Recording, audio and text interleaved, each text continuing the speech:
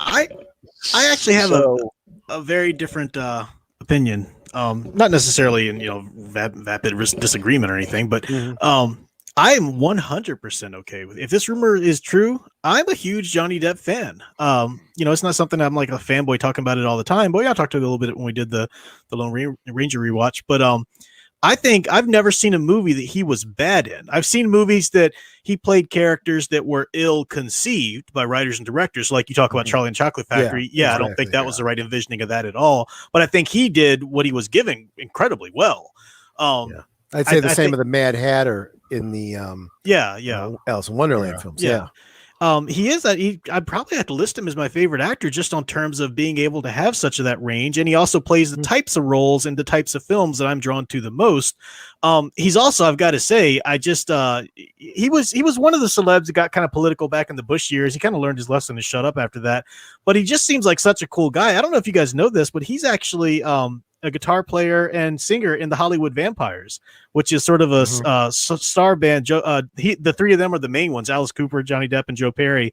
They used to have Duff McKagan and Matt Sorum and everything used to be part. Now they just kind of have some session or for hire players behind them. But yeah, they occasionally they go out and hire. They've done a couple albums and everything like that. I just think he's an awesome guy. And I do like his acting style. So here's the thing, though: what kind of Joker is Matt Reeves going to conceive of in the movie? That's the thing that is the real question there, and that we've kind of gotten at already. Now there are some people who are already saying, one, there's too many damn villains listed in this movie.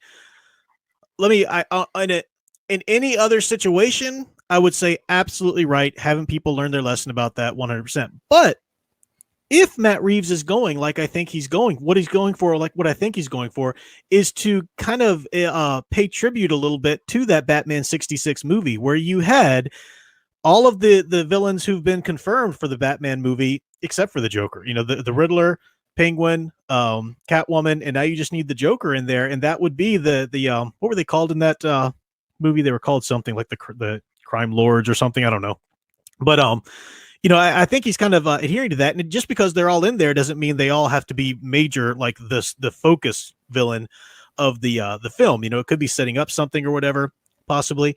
But what kind of Joker is he going to be? I think with what Matt Reeves has said about his approach to this movie being very film noirish, being this and that, I would imagine that his Joker is going to have to be a little bit on the gangster side. Not straight up, but maybe leaning a little bit towards the Nicholson Joker, just in sort of concept, not going the Jack Napier route or anything, but just in sort of concept there, being that little bit of a noirish character. I just see a lot of good possibilities behind this. Could go completely the opposite direction, and it could be awful, but I don't think that would be Johnny Depp's fault if this is even true to begin with. I just see this as a really possible, awesome thing. Like if this is true about the movie, if they go ahead and release it, this is the case, this would finally be a bit of information that can put in the positive for the film. So much has been put in the negative column for the film lately. I'm kind of really on board with this. I just see it a little differently in that. But it's just like Joker. I mean, you just gotta get it right, because you don't want another Jared Leto incident where you just get someone that's just totally wrong and then go the wrong direction with it. I don't know. Age of Boomer, thank you for the $5. Says Depp was creepy in Black Mass. I can see him playing the Joker. Now, I never saw Black Mass, never really even heard of it, so I just looked it up once I saw that, and damn, this is Johnny Depp? Whoa. Yeah. I can see a Joker. Look at that. Wow. I haven't seen Black Mass either, but just from the context of creep. Ooh. Yeah, right. Whoa. I can see him do it now. I can see him doing like a Jack Nicholson type Joker. Right. Yeah, totally. But what I can see, and if you think creepy, yeah, that's fine. But I want to see a Joker, and Johnny Depp could do this. Go from creepy to dangerous to just silly, funny, almost likable for a moment, just like this. He could do that. That's Joker to me. You never know what you're going to get with the Joker. Yeah. DRY Designs Network was saying, what if he plays the Killing Joke Joker? I got to be honest with you. I don't want to see any more of the Killing Joke. I love that story. I thought it was great. I don't like it being part of the mainline canon. Mm-hmm. I understand that it now is, Mm-hmm. but I don't like it. I don't want to see it in live action now. I like it for the Wolf 10 Media saying, what about Neil Patrick Harris? Okay, not a bad. That. Although I thought he would have made a better Riddler. They chose someone else to be the Riddler, but I thought he would have made a good Riddler. I could see him as Riddler. I like the Killing Joke for the fact that it gave us Oracle. That was really cool. But for the Killing Joke's kind of like it's kind of like the Long Halloween. Like so many movies have quote unquote been influenced by that. They either do a strict adaptation to that or shut up about it and do something else. Right? Yeah, exactly. All right, so here I just saw this the other day on Facebook, and this is I guess it's like a fan made poster or something that someone did for like all the Jokers possible or whatever out there. And I think it's like I'd never hang it up because it's got Jokers that I don't accept on it, but I also think it's a really insightful labeling of them. So I never watched Gotham, but you've got the what was his name on there? They couldn't call him the Joker because Warner Brothers. Jerome. Yeah, Jerome. So they were trying to say he's not the Joker, but he so clearly was. Yeah. So you got him, the Maniac, and from what I've heard about the show, that sets face. We usually go the opposite direction. So Cesar Romero, the Clown, absolutely. It's set in stone that Jack Nicholson played him as more of a gangster. Heath Ledger was absolutely brought out the anarchist level. Is Psychopath? I don't even think Jared Leto knew what he was doing. He was just like Psychopath's a very specific kind of crazy, and I think he was just doing anything that he thought might be crazy. It just didn't work on any level. The Comedian, that's a slant on the Joker. That's not the Joker. So as an Elseworlds take on the Joker, that worked very well, and I could see the Comedian being a great label for that, and that's why people like it or whatever. So that made sense to me too. But I thought this was interesting. So the question is, if you're going to have a new Joker now, what could you bring to the table? And I kind of like what you were saying, Troy, the idea of being, I guess all that would, almost being sort of a specific psychopath in the same scene. I don't mean like you see him now and he's this way, and then the next scene he's something else. I mean, like boom, boom, boom. He goes from maniac to anarchist to clown, within the span of 3 sentences. Yeah, that's interesting. And Johnny Depp could do that. Oh yeah. So I don't know. Any other thoughts on the possible rumor here? Or do you guys think that do you think that I'm wrong? Do you think it's just too many villains any way you slice it, or what do you think about that? If you look at Batman 66, with the movie that they did there, you could do it in that style, but would the villains like they love to portray them today be able to get along? Because they just seem to be, everybody is the alpha. I mean, you put 4 alphas together, it's gonna be they'll implode. Right. Batman doesn't have to do anything but sit back and watch. I do kind of see the possibility. I mean, from what I've been hearing of the leaks, you got Riddler as the main villain. I don't know what they're doing with Catwoman, if she's going to be more like a sidekick type of character. Penguin's going to be more like an information broker, like he's been in the later comics. And if Joker is just a stinger at the end, like they did with Johnny Depp in Harry Potter, show him at the very end of a movie and then bring him into the next movie, maybe it's not so bad, because they're not all villains. Some of them are supporting characters. Some of them are, alternate villains.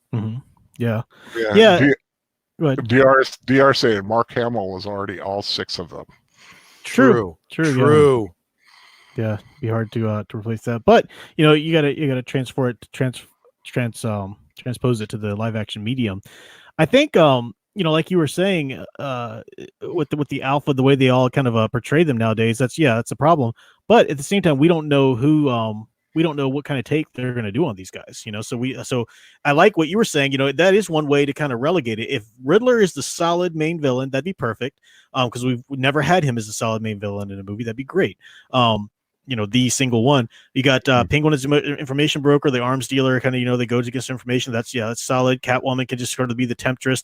She should be the solid femme fatale. If Reeves is really going for the noir, she should be femme fatale, absolutely, as was done in Long Halloween. to bring that up. But then, like you said, the Joker is he's either teased as a villain to come, or he's mentioned as, you know, someone that's kind of breaking ground already. He's just sort of getting his footing while Batman is dealing with the Joker. I mean, you could do it either way, but I think I do appreciate for however he chooses to, if the Joker's in this movie, Johnny Depp or anyone, I do appreciate this grouping of villains as even if it's just a self-referential throwback to the 66 film. I appreciate that, however deep he goes with it. So I'm also hoping, and we haven't seen it yet. We almost kind of sort of got it with Nolan.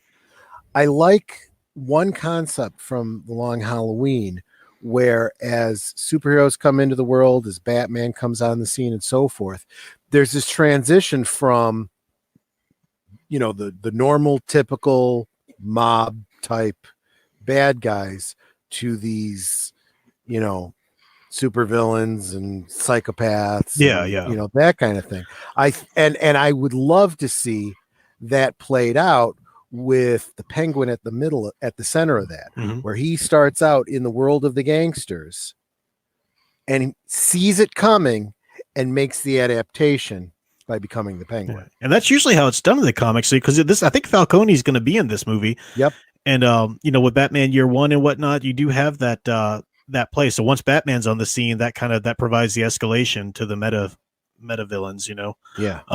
Or at least more theatrical type villains or whatever. But now here's something else. As we're thinking about these four characters, unless I'm mistaken, and there's been inferences, but hard continuity, none of these four characters really have any superpowers, just like Batman. Yeah, no. By and large.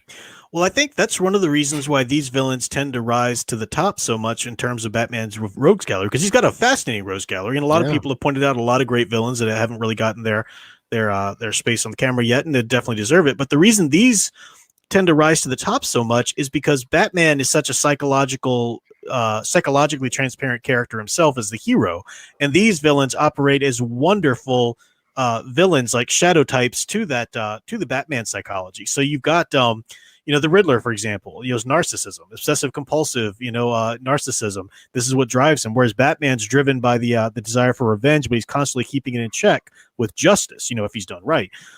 You've got the Penguin, ostracization, constantly seen as the freak, as the malformed, unwanted, constantly he's got the Napoleon complex, classic psychology, Catwoman is the femme fatale, growing up in the streets, trying to get the nicer stuff in life, it's just all, and then depending on what take they take on the Joker, so it's, I think these villains, Joker's just the perfect shadow self too of the complete and total lack of justice and order, whereas Batman is trying to impose order, so these villains just reflect the heroes so well, I think, is the reason they keep rising to the top. Like I said, each one challenges a different aspect of him. So he true. He kind of taps into different. He has to tap into a different aspect of himself in order to be each of them. I see a different reflection in these villains to different aspects of Batman. I see the gadgetry of Batman, and I see that in the Penguin with his umbrellas and whatnot. I look at the Dark Knight detective, the brilliant strategist, and the Riddler, and always trying to pit his mind against Batman. I think of the post-traumatic stress that created Batman and the psychopathy of the Joker, and the man in Batman to the woman in Catwoman. Absolutely. And you can even take that a little deeper too, because whereas the Penguin is ostracized and looked at as the freak because of his physical deformities, Batman had to feel like that as a sudden orphan, in the spotlight of billionaires, and then you've got Riddler being the detective as well as Batman. I mean, they play that up in the comics when it's done well. Riddler's an interesting character. I know, don't get mad at me, y'all. I know Frank Gorshin was amazing in the role. I know he's iconic, absolutely. But if you're really going to do him on the screen, I think to make him so over the top, hysterical or whatever like that, or in hysterics, I think that's too much like the Joker, that Gorshin type take. My favorite approach to Riddler, doesn't have to be exactly this, but in the animated series The Batman that came after the animated series, had some problems with it here and there, but it has had a lot of great things about it. Robert Englund voiced the Riddler, and it was basically it was almost like an Alice Cooper type Riddler. It was really, let me see if I can find an image, and it was he was very much more subdued, but he was all about that narcissism and all about that obsessive compulsive.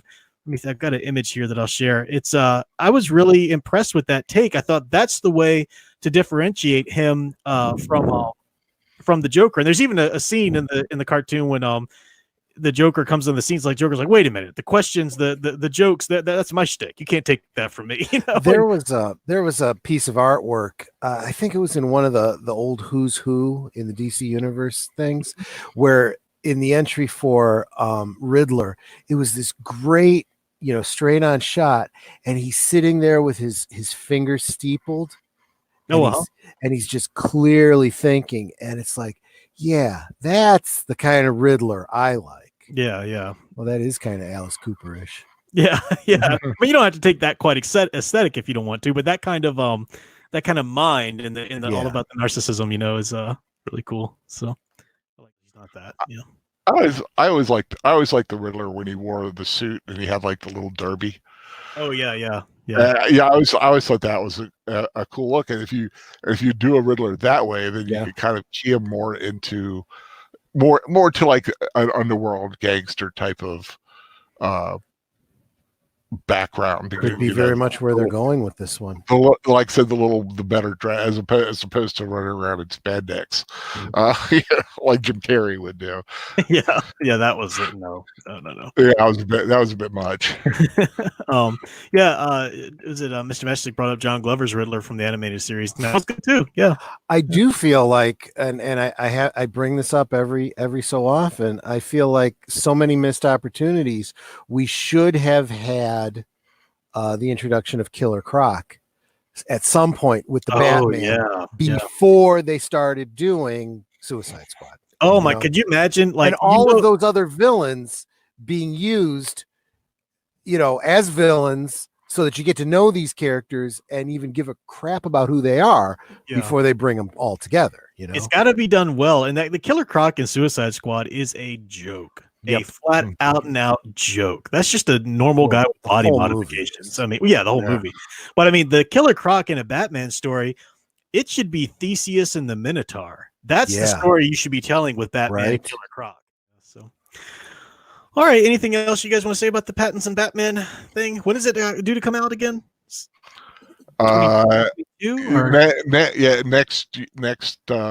Next summer, like June. Okay, so a little over a year. So, 6 months or so, we should be getting a teaser then, imagine, or so to speak. What do you think? I would not be surprised if they have a pretty heavy Comic-Con.